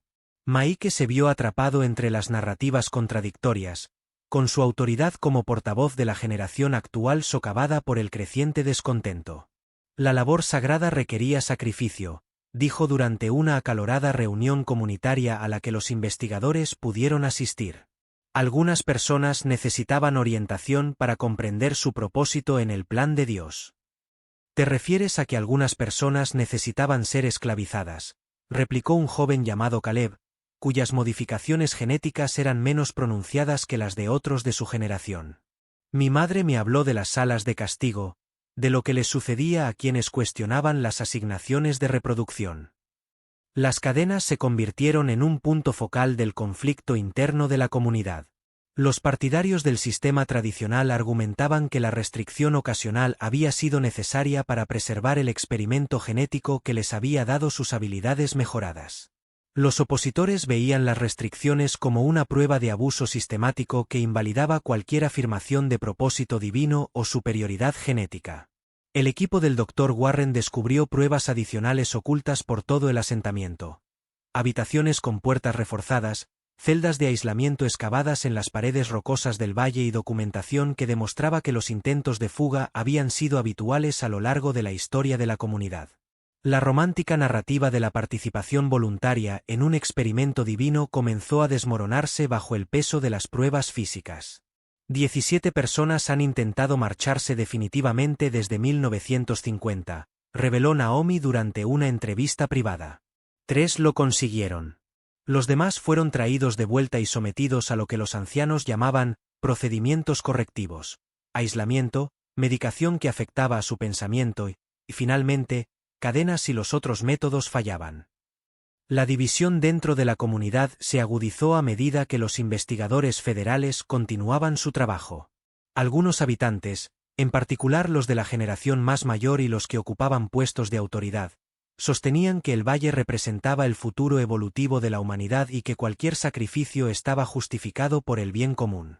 Otros, principalmente los adultos más jóvenes y los que habían sido sometidos a los mecanismos de control de la comunidad, comenzaron a expresar su deseo de marcharse e integrarse en el mundo exterior. La violencia estalló durante una reunión comunitaria cuando Caleb anunció su intención de marcharse con los investigadores federales. El anciano Joachim y varios hombres intentaron retenerlo físicamente, lo que provocó una pelea que puso de manifiesto la profundidad de las tensiones internas de la comunidad. «Llevas la sangre sagrada», gritó el anciano Joachim cuando el agente Mitz intervino. «No tenéis derecho a contaminar el mundo exterior con dones que no comprendéis. Las cadenas están ahí para proteger un propósito mayor». El incidente obligó a las autoridades federales a tomar una decisión que esperaban evitar. El agente Mitz anunció que cualquiera que deseara abandonar el valle recibiría protección federal, mientras que aquellos que decidieran quedarse serían sometidos a una vigilancia continua para garantizar que nadie fuera retenido contra su voluntad. La comunidad que había sobrevivido aislada durante más de un siglo se estaba fracturando bajo la presión de la exposición al escrutinio exterior. Las cadenas que en su día habían sido símbolos ocultos de control se habían convertido en el catalizador de una guerra civil entre quienes creían en la visión de Morrison y quienes la reconocían como un sistema de abuso disfrazado de propósito religioso. Mientras los agentes federales establecían un perímetro de protección alrededor de quienes intentaban marcharse, Sarah se dio cuenta de que estaban presenciando el fin del experimento de Morrison, no por un fracaso científico o un colapso genético, sino por el simple reconocimiento de que algunas de sus víctimas conservaban suficiente humanidad como para rechazar el destino que se les había impuesto. El documento legal que lo cambió todo fue descubierto en una caja metálica sellada enterrada bajo los cimientos de la cabaña de Morrison. Su última voluntad y testamento, fechado en 1919 y notariado por un abogado de la ciudad más cercana, revelaba todo el alcance de su visión megalómana. Escrito en un lenguaje jurídico preciso que contrastaba fuertemente con sus últimos desvaríos, el testamento intentaba establecer un marco legal que garantizara la perpetuidad de su experimento genético.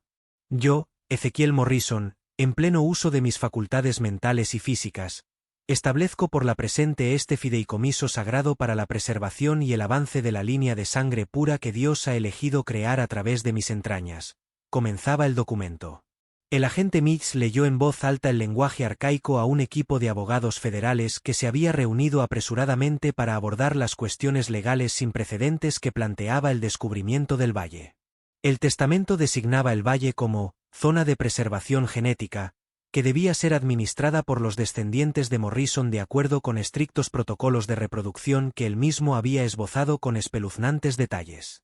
Incluía disposiciones sobre la selección obligatoria de parejas, el castigo para quienes intentaran marcharse o introducir sangre corrupta, e instrucciones específicas para mantener el contacto con los partidarios externos que proporcionarían recursos y protección.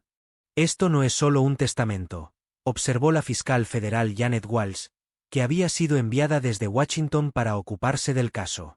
Es un plan para crear una dictadura genética protegida legalmente. Morrison estaba tratando de establecer su programa de cría como una institución religiosa y científica legítima. Más inquietantes eran las disposiciones del testamento relativas a la expansión. Morrison había previsto que sus descendientes acabarían necesitando expandirse más allá del valle, y había establecido mecanismos legales para adquirir propiedades adicionales y reclutar nuevos ejemplares reproductores del mundo exterior. El documento hacía referencia a comunidades afiliadas, centros de investigación cooperativos, lo que sugería que su visión se extendía mucho más allá del aislado valle de Kentucky. Las implicaciones legales eran asombrosas. Si el testamento de Morrison se consideraba válido, se planteaban preguntas sobre la condición jurídica de todas las personas nacidas en el valle durante el último siglo. ¿Eran ciudadanos con plenos derechos o eran propiedad del fideicomiso que Morrison había establecido? ¿Tenían derecho legal a marcharse o estaban obligados por los términos de un documento que nunca habían firmado? Estamos tratando con personas que pueden no existir legalmente, explicó Walsh al equipo reunido. Muchos de los habitantes del valle no tienen certificado de nacimiento, ni número de la seguridad social, ni documentación que acredite su ciudadanía. Legalmente, son invisibles. El descubrimiento del testamento provocó la reacción inmediata de varias agencias gubernamentales. El Departamento de Salud y Servicios Humanos comenzó a tramitar solicitudes de ciudadanía de emergencia para cualquiera que deseara abandonar el valle. El FBI abrió investigaciones sobre las comunidades afiliadas mencionadas en el documento de Morrison. Y las autoridades internacionales comenzaron a coordinar esfuerzos para localizar y cerrar la red de centros de investigación genética que, al parecer, llevaba décadas operando en secreto. La DRA. Warren se vio obligada a testificar ante una subcomisión del Congreso convocada apresuradamente sobre las implicaciones científicas y éticas del descubrimiento del valle. No se trata solo de una comunidad aislada que ha desarrollado rasgos inusuales, explicó a los legisladores, que luchaban por comprender el alcance de lo que se les presentaba. Estamos ante pruebas de un programa sistemático y multigeneracional de manipulación genética que violaba todos los principios de la ética médica y los derechos humanos. El testamento también reveló el respaldo financiero de Morrison. Las listas de donantes y simpatizantes incluían nombres que causaron conmoción en los círculos académicos y políticos. Prominentes empresarios, investigadores universitarios e incluso funcionarios gubernamentales que aparentemente habían apoyado su trabajo conociendo su verdadera naturaleza.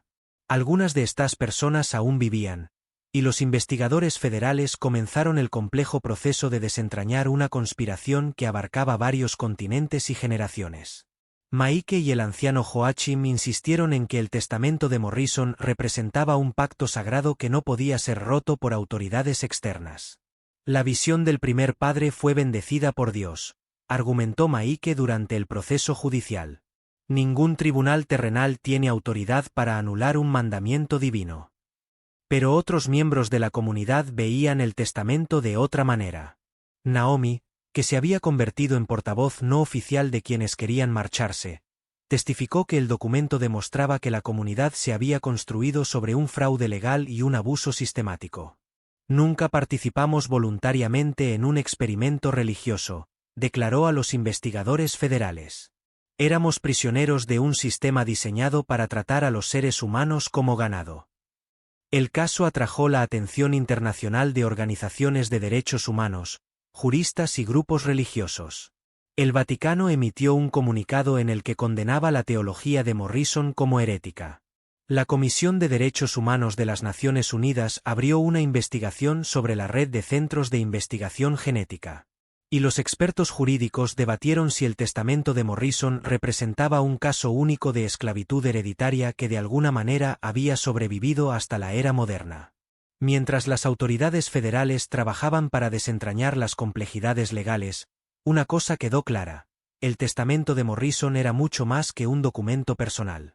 Era la prueba de una conspiración que se había gestado durante más de un siglo y en la que habían participado decenas de personas y organizaciones en un proyecto que trataba a los seres humanos como sujetos de experimentación en un programa de manipulación genética disfrazado de propósito religioso. La colección de correspondencia descubierta en un compartimento oculto del equipo de radio de Morrison reveló el verdadero alcance de sus conexiones con el movimiento eugenista estadounidense de principios del siglo XX. Las cartas con el membrete de la Sociedad Americana de Eugenesia, fechadas entre 1885 y 1920, demostraban que el experimento de Morrison en el Valle no era el trabajo aislado de un loco, sino parte de un esfuerzo coordinado por algunos de los científicos e intelectuales más destacados de Estados Unidos para crear lo que ellos llamaban una raza humana mejorada. El Dr. Warren extendió las cartas sobre una mesa segura en el puesto de mando federal que se había establecido fuera del Valle. La correspondencia pintaba a Morrison como un miembro respetado de una red académica que incluía a profesores universitarios, funcionarios gubernamentales y filántropos adinerados que creían que la reproducción selectiva podía resolver los problemas sociales y hacer avanzar la evolución humana. «Mira esto», dijo el agente Mix, mostrando una carta fechada en 1888 del Dr. Charles Davenport, uno de los principales eugenistas de Estados Unidos. Morrison no es solo un fanático religioso aislado. Formaba parte de la élite científica de su época. La carta elogiaba la investigación pionera de Morrison sobre los protocolos de aislamiento genético, y proporcionaba financiación para su experimento en el Valle a través de la Estación para la Evolución Experimental de Cold Spring Harbor. Más inquietante aún era el apoyo de Davenport al plan de Morrison de utilizar a sus propias hijas como ganado reproductor, describiéndolo como un sacrificio necesario para el avance del conocimiento científico. Otra carta, del rico industrial Andrew Carnegie, proporcionaba financiación adicional y expresaba su entusiasmo por la aplicación práctica de los principios científicos de la cría de Morrison. Carnegie escribió: «Tu trabajo en el Valle de Kentucky representa exactamente el tipo de experimentación audaz que sacará a la humanidad de su actual estado degradado. La mezcla de razas inferiores y la supervivencia de los no aptos amenazan con destruir la civilización a menos que los hombres con visión de futuro tomen medidas decisivas». James examinó la correspondencia que revelaba el alcance internacional de la red eugenista que apoyaba el trabajo de Morrison.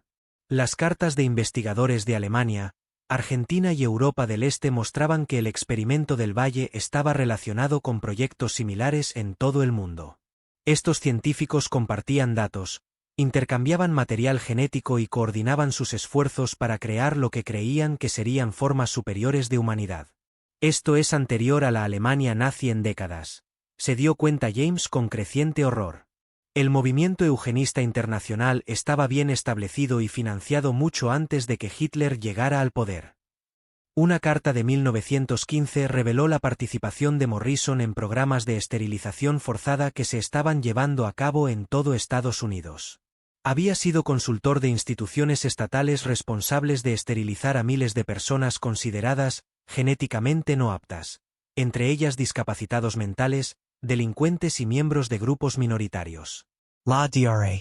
Sarah Chen se encontró leyendo correspondencia que detallaba los métodos de reclutamiento de Morrison. En lugar de limitarse a aislar a sus hijas en el Valle, había estado buscando activamente sujetos adicionales para sus experimentos. Las cartas describían expediciones de exploración para identificar material genético adecuado entre poblaciones rurales aisladas, con especial interés en familias sin parientes cercanos que pudieran investigar las desapariciones. «Estaba secuestrando personas», dijo Sarah, con la voz tensa por el asco. Estas cartas describen el secuestro sistemático de jóvenes adultos de comunidades remotas, todo ello justificado como investigación científica. La correspondencia también reveló las credenciales académicas de Morrison, lo que explicaba su sofisticado enfoque de la manipulación genética. Tenía títulos avanzados de prestigiosas universidades, había publicado artículos en revistas científicas y mantenía relaciones profesionales con investigadores destacados de su época. Su transición de académico respetado a líder de una secta aislada había sido gradual, impulsada por creencias cada vez más radicales sobre la pureza racial y la superioridad genética. El agente Mitch descubrió cartas que relacionaban a Morrison con el contexto más amplio de las políticas eugenésicas estadounidenses. Su trabajo en el Valle se llevó a cabo durante el mismo periodo en que Estados Unidos aplicaba restricciones a la inmigración basadas en teorías raciales, esterilizaba por la fuerza a miles de ciudadanos y desarrollaba las justificaciones científicas que más tarde influirían en la ideología nazi. Morrison no operaba al margen de la comunidad científica dominante, se dio cuenta Mills. Formaba parte de ella. Sus experimentos estaban financiados y respaldados por algunas de las instituciones más respetadas de Estados Unidos. Una última carta, fechada pocos meses antes de la muerte de Morrison en 1920, revelaba su conciencia de que la opinión pública estaba empezando a volverse en contra de la investigación eugenésica. Escribió a un colega: las masas débiles de mente están perdiendo el apetito por las duras verdades de la ciencia genética. Nuestro trabajo debe continuar en secreto, protegido de la interferencia sentimental de aquellos que carecen del valor para llevar la mejora humana hasta su conclusión lógica. La carta incluía instrucciones detalladas para mantener el experimento del Valle tras su muerte, junto con una lista de personas de confianza que podrían proporcionar ayuda continua. Muchos de los nombres de la lista eran figuras prominentes que continuaron influyendo en la ciencia y la política estadounidenses hasta bien entrado el siglo XX.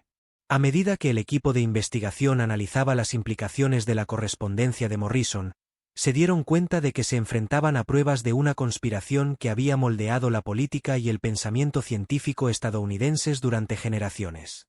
El experimento genético del Valle no era una atrocidad aislada, sino una extensión lógica de las creencias y prácticas que habían sido adoptadas por la comunidad científica estadounidense durante décadas. Los registros médicos modernos recopilados por el equipo del Dr. Warren pintaban un panorama complejo del estado de salud de los habitantes del Valle cuando comenzaron los esfuerzos de integración. Almacenadas en tabletas digitales seguras y respaldadas en bases de datos federales, estas evaluaciones exhaustivas revelaron tanto las notables adaptaciones que había desarrollado la comunidad como los graves problemas genéticos que amenazaban su supervivencia a largo plazo. 14 personas habían decidido abandonar el Valle en la primera oleada de evacuaciones, y sus evaluaciones médicas en las instalaciones federales de Lexington revelaron los retos a los que se enfrentarían para adaptarse a la vida en el mundo exterior.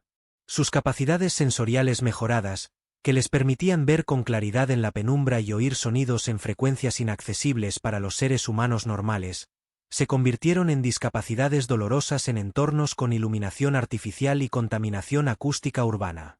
El sujeto N7 experimenta fotofobia grave con la iluminación interior estándar, documentó la doctora Warren en sus notas clínicas.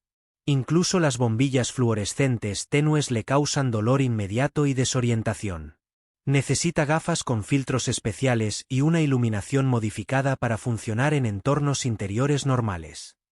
Naomi, designada como sujeto N7 en los registros médicos, estaba sentada en la habitación oscura del hospital con las gafas especialmente diseñadas que le permitían tolerar la luz artificial. Sus rasgos alargados parecían aún más extraños bajo las lámparas fluorescentes clínicas, y sus ojos demasiado grandes seguían constantemente los movimientos y los sonidos que el personal médico no podía detectar. «Aquí todo es muy ruidoso», le dijo a la doctora Warren durante una de sus sesiones.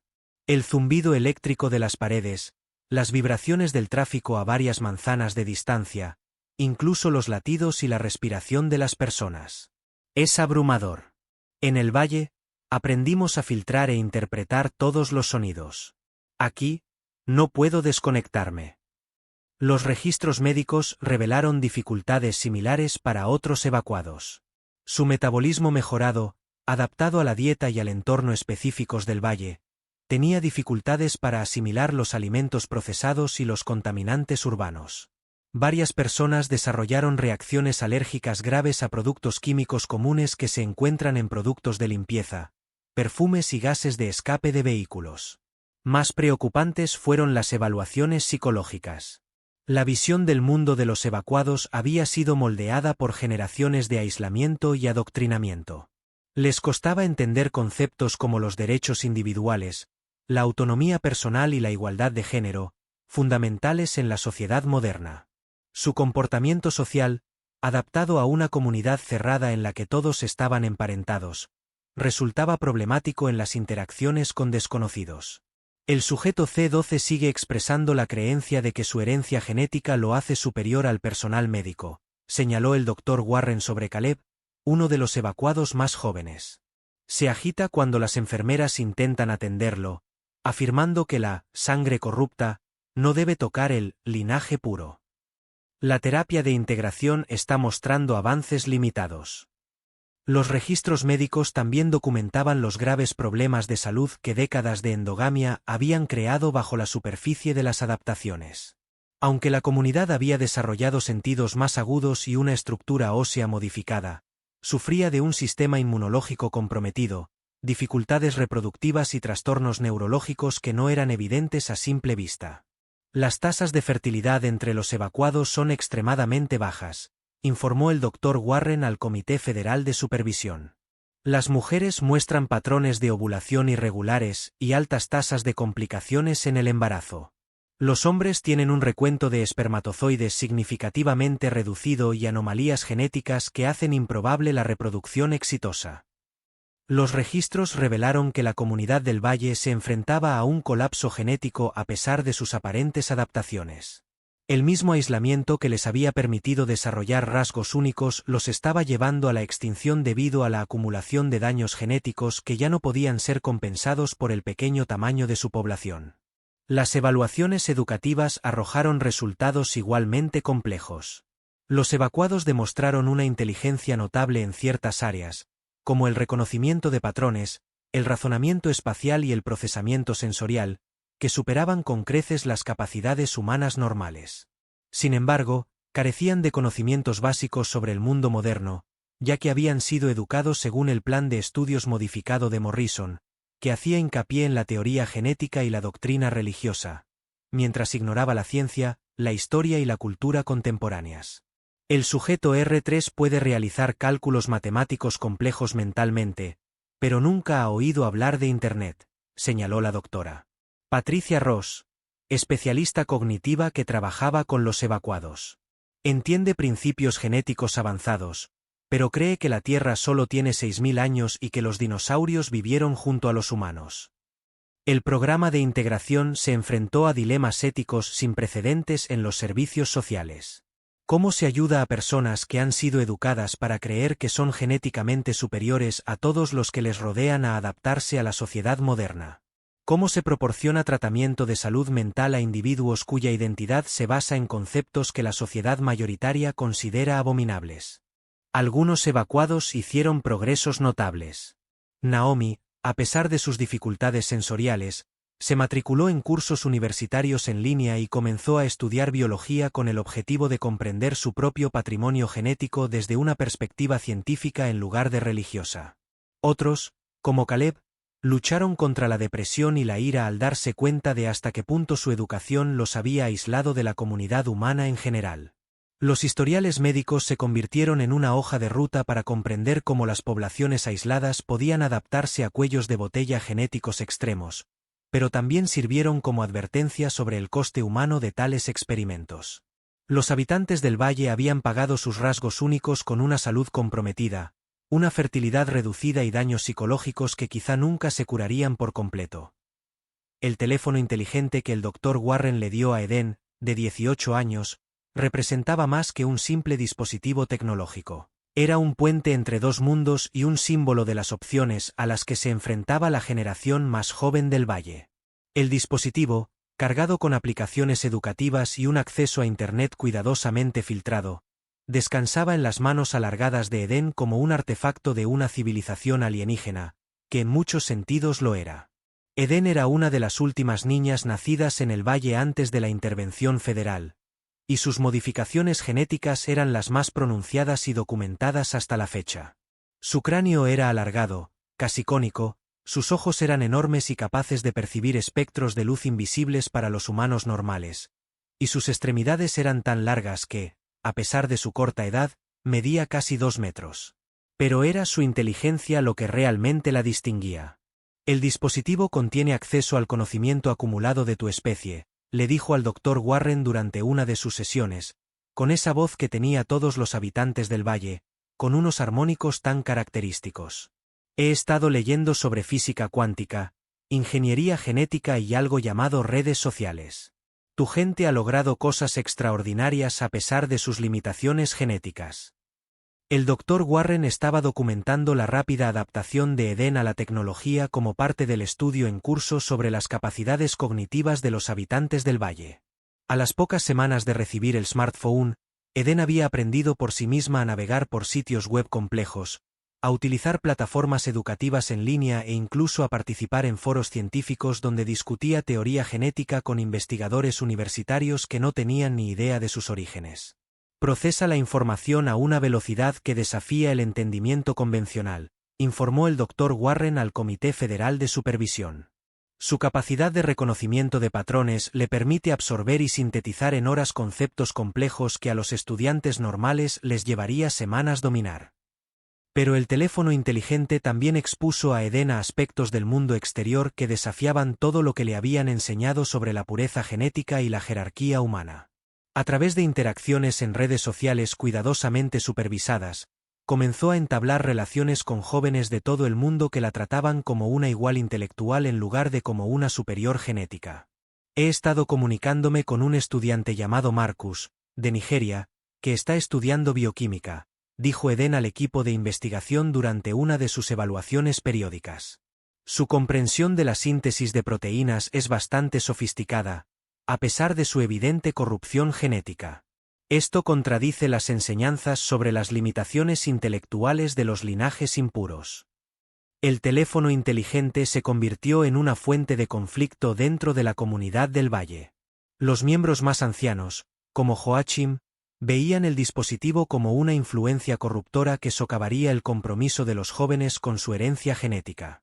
Los habitantes más jóvenes, como Eden, lo veían como una ventana a posibilidades que nunca habían imaginado. Otros 3 jóvenes del Valle habían recibido dispositivos similares como parte del estudio de integración. Cada uno respondió de manera diferente a su exposición al mundo exterior. Samuel, de 17 años, quedó fascinado con la música y pasaba horas escuchando composiciones que estimulaban su procesamiento auditivo mejorado de una manera que las sencillas canciones populares del Valle nunca habían logrado. Ruth, de 16 años, descubrió comunidades artísticas en línea y comenzó a crear pinturas digitales que combinaban su percepción visual única con técnicas artísticas tradicionales. Pero fue David, de 19 años y uno de los individuos más modificados genéticamente de la comunidad, quien tomó la decisión más drástica. Tras 3 meses de acceso a Internet, anunció su decisión de abandonar el Valle para siempre y matricularse en un programa universitario de genética. «Quiero entender lo que realmente somos», dijo a la comunidad reunida durante una acalorada reunión a la que el equipo de investigación pudo asistir.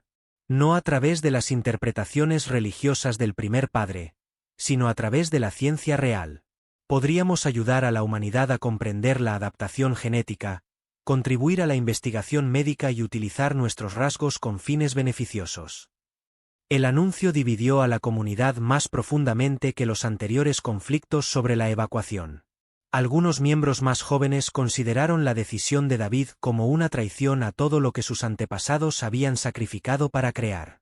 Otros lo vieron como la evolución lógica de su propósito: utilizar sus capacidades mejoradas para beneficiar a la comunidad humana en general, en lugar de permanecer aislados en su superioridad genética.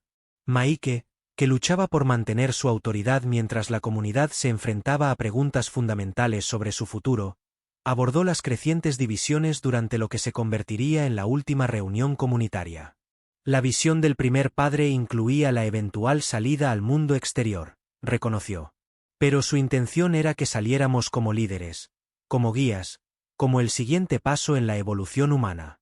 No como sujetos de estudio o curiosidades que integrar en una sociedad corrupta. Eden apretó su teléfono inteligente mientras escuchaba el debate sobre el futuro de su generación. El dispositivo le había mostrado que el mundo exterior era mucho más complejo e interesante de lo que sugerían las enseñanzas del Valle.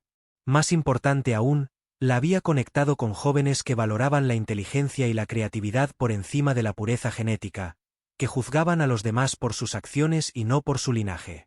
Quizás la visión del primer padre estaba limitada por el conocimiento de su época, dijo en voz baja, con una claridad sorprendente que se escuchó en toda la reunión. Nosotros tenemos acceso a información que él nunca tuvo. Quizás es hora de elegir nuestro propio destino en lugar de seguir un plan creado por alguien que murió antes de que naciéramos. 5 años después del descubrimiento del Valle, una lápida conmemorativa se erigió a la entrada de lo que se había convertido en la Reserva del Patrimonio Genético Morrison. Tallado en piedra caliza local y con los nombres de todas las víctimas conocidas de los experimentos de Morrison, el monumento servía tanto de recuerdo como de advertencia. La Dra. Sarah Chen se situó ante él durante la ceremonia CO. Deep in the Appalachian wilderness, where civilization forgot to venture, lies a valley that time abandoned. For over a century, no outsider has set foot in this hidden pocket of America, where mist clings to ancient trees and silence holds secrets too dark for daylight. When a geological survey team finally breaches the natural barriers that have kept this place isolated, they discover something that challenges everything science understands about human evolution. The descendants living in this valley share physical traits found nowhere else on Earth. Their eyes hold an unsettling intelligence, their bone structure follows patterns that shouldn't exist, and their social behaviors mirror nothing in recorded anthropology. What began as one man's horrific crimes against his own daughters has evolved into something far more disturbing over generations of isolation. But when the outside world learns what created this new branch of humanity, will they try to save these people or destroy the evidence? Before we jump back in, tell us where you're tuning in from, and if this story touches you, make sure you're subscribed because tomorrow I've saved something extra special for you.